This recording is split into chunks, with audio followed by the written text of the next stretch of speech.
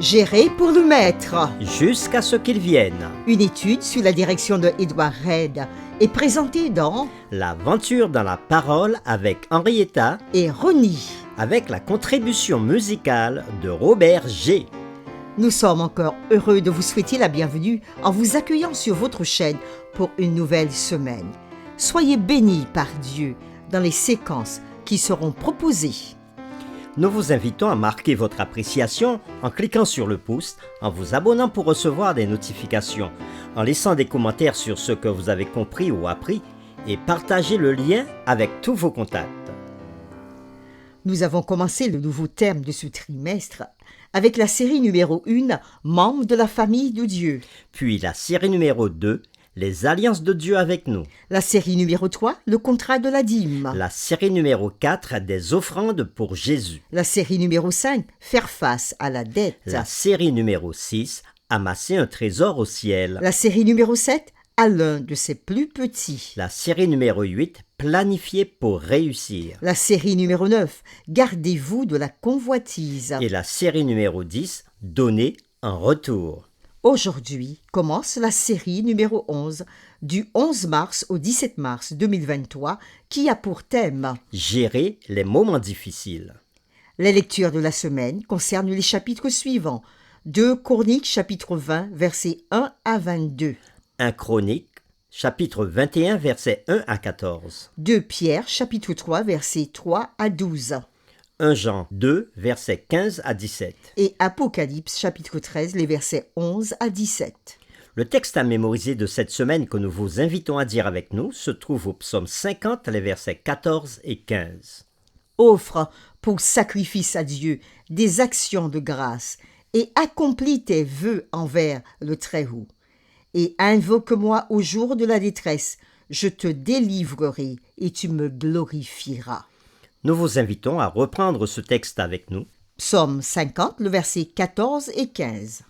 Offre pour sacrifice à Dieu des actions de grâce et accomplis tes vœux envers le Très-Haut. Et invoque-moi au jour de la détresse, je te délivrerai et tu me glorifieras. Notre monde semble être hors de contrôle. Guerre, Effusion de sang, criminalité, immoralité, catastrophes naturelles, pandémie, incertitude économique. corruption politique.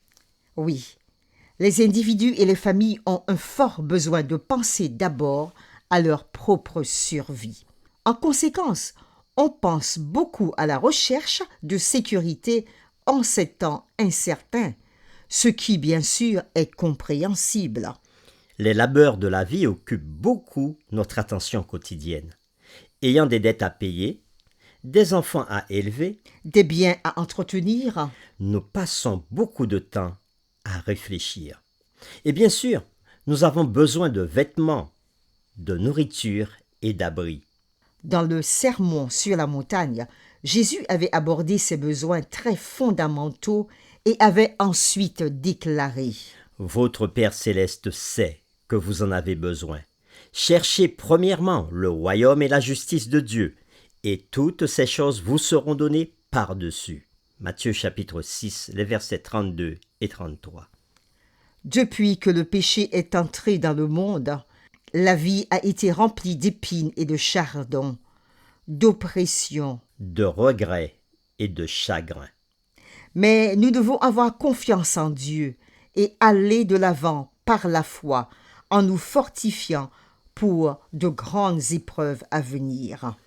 Une vie de dépendance et de fidélité à Dieu dans les petites épreuves quotidiennes sert de préparation à des épreuves encore plus grandes à venir. Celui qui est fidèle dans les petites choses sera aussi fidèle dans les grandes choses, nous dit Jésus dans Luc chapitre 16, le verset 10. Les réflexions de cette semaine nous emmèneront à passer en revue les conseils de Dieu en suivant des mesures concrètes basées sur les principes bibliques. Ces conseils sont utiles pendant les moments difficiles où nous avons plus que jamais besoin de nous appuyer sur le Seigneur.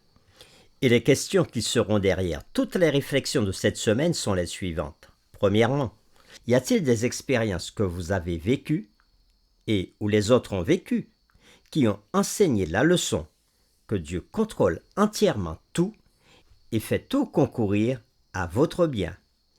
Deuxièmement, que pouvez-vous faire pour que rien ne retienne plus votre cœur ici-bas et que vous ne regardiez pas en arrière comme l'a fait la femme de l'eau? Et c'est avec les séquences suivantes que nous le verrons. Le dimanche 12 mars, donnez à Dieu la première place. Le lundi 13 mars, faites confiance à Dieu et non pas à vos propres ressources. Le mardi 14 mars, est-il temps de simplifier votre vie? Le mercredi 15 mars, les priorités. Le jeudi 16 mars, quand personne ne pourra ni acheter ni vendre. Et le vendredi 17 mars, nous ferons des résumés et des réflexions avancées. Pour terminer, nous vous invitons à prier avec nous. Merci Seigneur, cette nouvelle semaine d'études que tu nous donnes.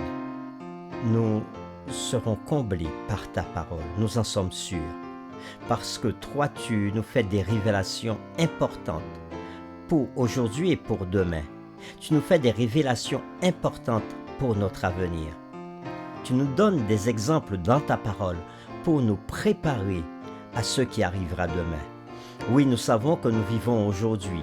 Peut-être que nous avons tout le confort possible, mais il viendra un jour où les choses seront difficiles.